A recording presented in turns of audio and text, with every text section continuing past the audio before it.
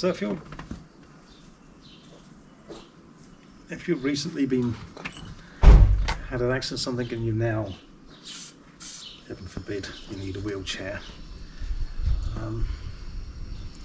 have a look at these chairs. Most people go for the other makes and things. I've only seen one other person with one of these chairs. I don't know why, because like I said, this fantastic chair. I'll put that off there in a minute. It's disgusting. Absolutely brilliant chairs. They really are. They're worth the money, even though they are well over £2,000. With the cushion, looking at about £3,000 in total. I know you're saying what's it, but that's the thing with anything to do with disability. You pay through the nose for it, which is not really fair, because at the end of the day, you've got to be made disabled and you end up in a chair. Lots of people won't be going back to work. Lots of people will. Good luck to them. But myself, the biggest problem I suffer from neuropathic pain. It's my brain saying to my legs, why aren't you moving anymore? So it sends a signal there. Obviously it interprets it, so it gives you a pain signal to tell you there's something wrong, and that never goes away. The only respite I get is when I get into bed at night, and I go to bed and I lay down. After a couple of hours it'll ease off and I don't have it, but as soon as I get up in the morning and swing my legs out of the bed, that's it, we're back to normal again. Pain all day long. That's why I'm having to sit on something soft, because the pain runs through the backs of my legs, through this. The left leg's worse.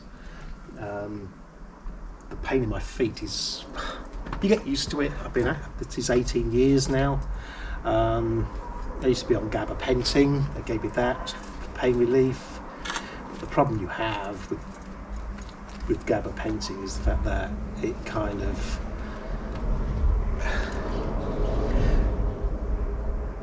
your mental health with that, it changes you into a different person, and 9 times out of 10 that different person, it's not just me. I just spoke to my doctor and he had a really bad back injury, and so he was on gabapentin for about a year, and even his wife said that he needed to come off it because he was always very short-tempered, to the point of being almost violent, argumentative all the time. In other words, the thing is, when you don't realise.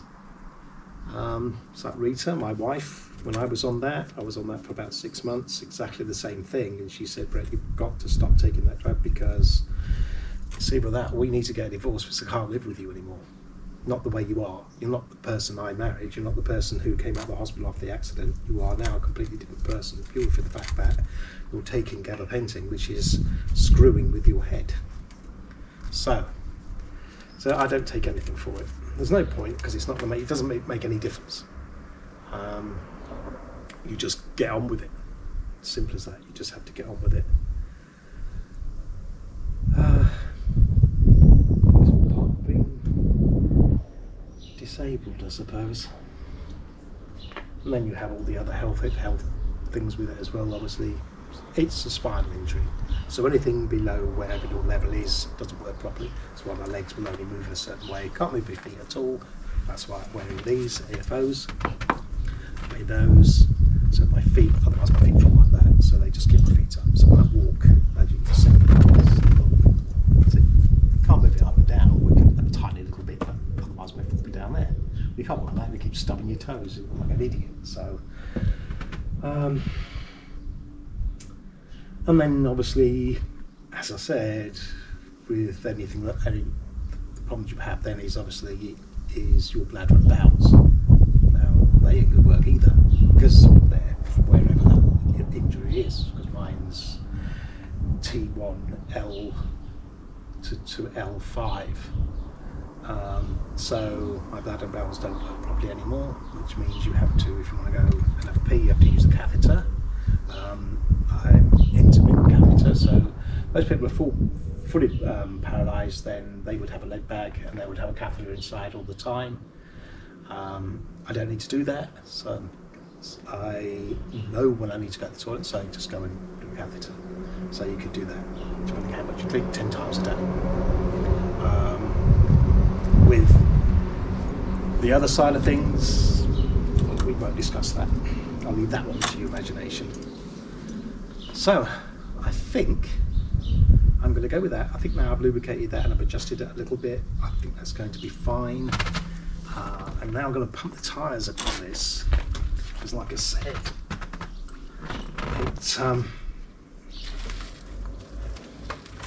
they do have a tendency to go down. Right, you will need a high pressure pump. This pump will pump up to 160 psi. I pump the tyres up to 120.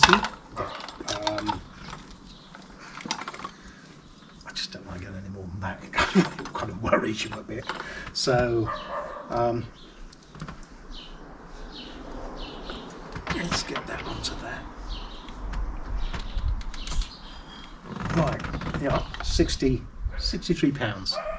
And a month ago, that was 120 pounds. So, right, now I've got to get this right, because I need to stand up at the gates there. You've got to put the whole of your weight behind it.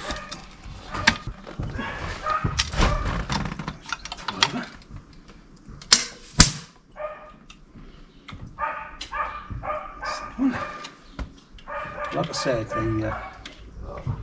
they are very high pressure, so you can imagine they're absolutely rock hard, which is what you want. This is the one that's, like I said, I broke the spring's broken on it, but it doesn't stop it working. So let's get this one done.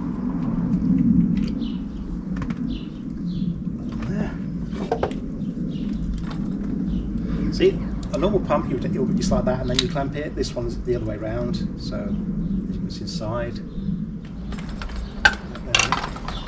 And that's the other thing, the problem I have. I don't have any balance. The muscles in my bum, no matter what I've done, I've tried. The thing is, whatever I do to that side of things, it just makes my pain worse and worse and worse. In the end, you just can't do that. I can't lay on my front. If I laid on my front all night long, and the next day, you'd be having to go back on gabapentin, I can tell you now, it'd be that bad. So, anyway, so because I've got no muscles in my bum, I can't, and those gluten muscles, those big muscles, are the ones that help you to balance, they hold you upright, the trunk upright. So, I don't have that, so when I stand up, that's why I use my crutches and stuff, because otherwise I just fall straight over. So, like, doing this now, £60. I'm leaning against my cushion, so like that, as you can see. I'll get this right, because if I don't, you'll see me fall over. I look like an idiot.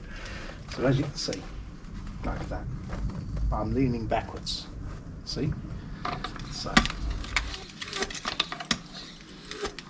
there we go.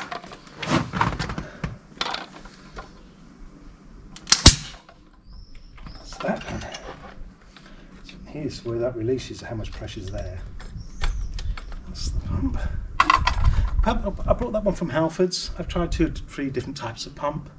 Bought that one Halfords, cost me £35. I've got another one which we use for motocross, for obviously the bikes and stuff like that. But no, absolutely brilliant. You can't use anything smaller than that. You'll never get the pressure. It'll never happen.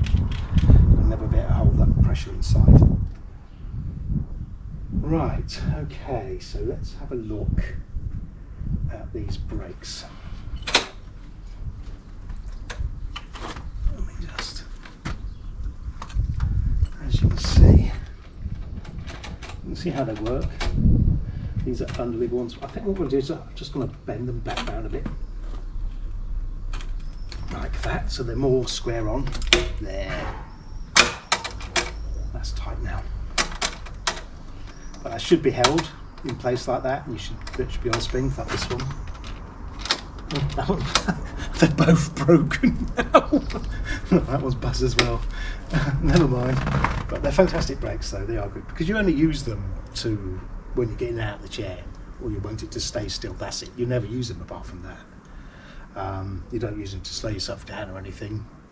you just wear that piece out and then wear a hole in the tire. You just wear your tyres out, so you do it all with your hands. That's why you'll see most people in wheelchair, they've got gloves on, pushing gloves, which have a thumb and they're fingerless, but the thumb and this piece here, because you're pushing on the rim. Some people push on the tire, I don't like to, because you don't know what you're running over.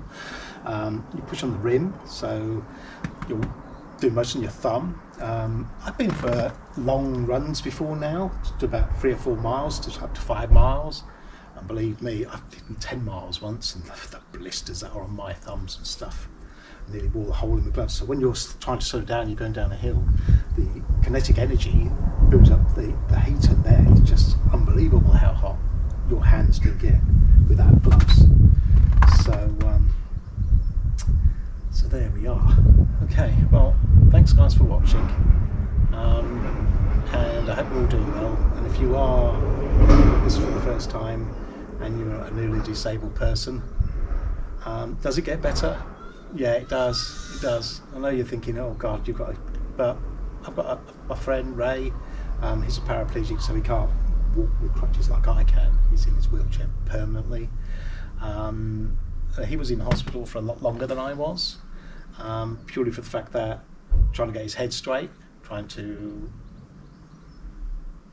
have his life after his injury and having a house he can get into, all these different things, managing yourself. Okay, you know, the bladder and bowel bit comes in. All these things really do play on the mental health side of things. Yeah, it's tough.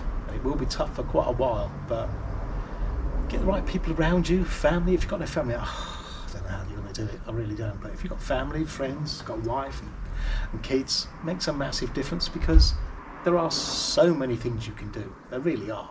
Christ, I do everything with the, well, I can't play football and that sort of stuff, but I go and watch them. I watch them outcross. You've seen me doing mechanics and stuff. You've seen me do the barbecue. So yeah, no, it does get better, but you do get some really dark times. So I personally get some really dark times where you can wake up in the morning. See, with me, most of it's because of the pain, the constant pain all the time. You just want that relief. It's just so nice just not to have that. If you get drunk, that gets rid of it. If you have some, I can't say, but if you have a, look, I'll be playing with you. If you have some marijuana, yeah, you have a smoke or something like that, it takes my pain away. It does, but you can't do that. You can't do that all the time. So you have to live with it. But anyway, no, you do. Some days are very difficult, and other times it's all good. But that's down to the individual and who you've got around me. I'm very lucky that I have a brilliant family that really helped me out. Okay, thanks guys, thanks for watching, and we'll see you in the next film.